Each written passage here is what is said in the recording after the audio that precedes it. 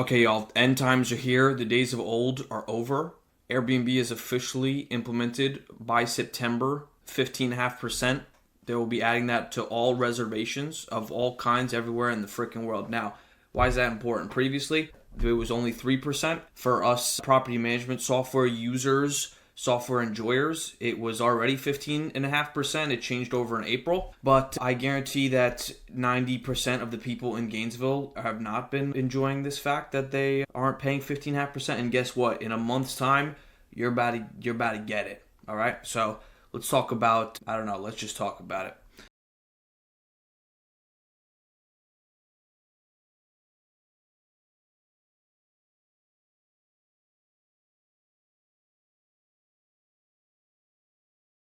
If you can't tell, I'm taking a new approach to content. I'm just going to freaking post, rebranding as a kind of educator instead of a property management specifically only kind of guy.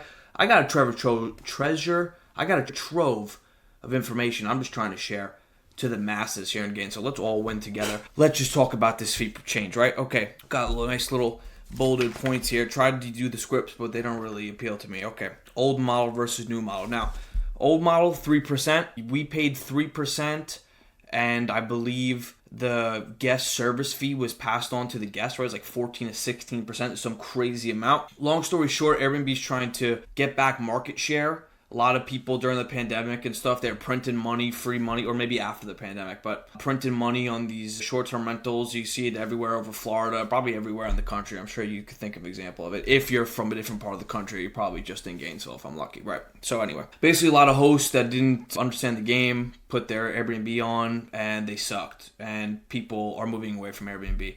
And to condense the fees, make a better user experience, and Airbnb is passing on those fees to you and representing one final price, right? If you're familiar to the game, you already seen this. The cleaning fee used to be an itemized fee that the guests pay. They don't do that anymore. It just says Anthony's place is $300 a night, and that's what you got to deal with, right? Before tax. Yeah, so why does this matter? Because a lot of people, I'd imagine in Gainesville, aren't really too price savvy or have these softwares are really just floating by. And even if you're not, the game is about to be changed because you're going to get charged an extra 12.5% at least, right? Now, this is also important for us specifically because game days are coming up, football season, right? These are big ticket nights. So I'm hoping that you're getting $1,000 plus a night in a lot of these places.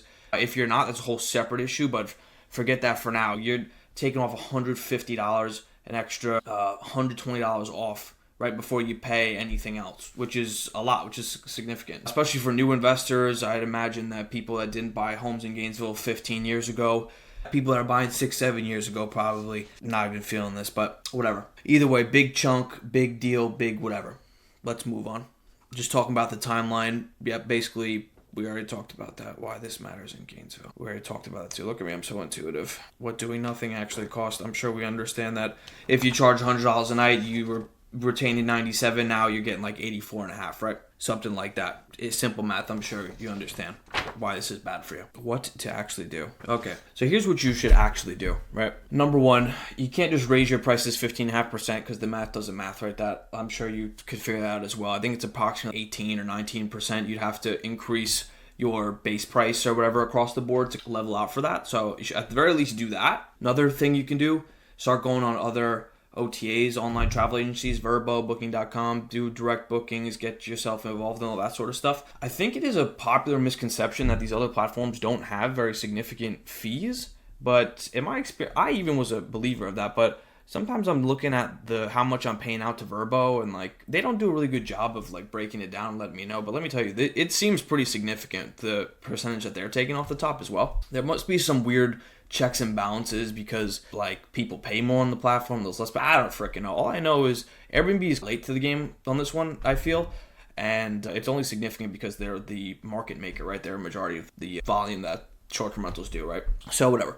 So raise your prices like 18-19%. That'd be a good catch-all just for now. I hope that's enough just to save you. If not, I've got a bunch of other information, a bunch of different like best practices. We can like walk through your listing, do a bunch of other things, figure out how to make the most out of what you got without just increasing the base number, right? But this is a big deal.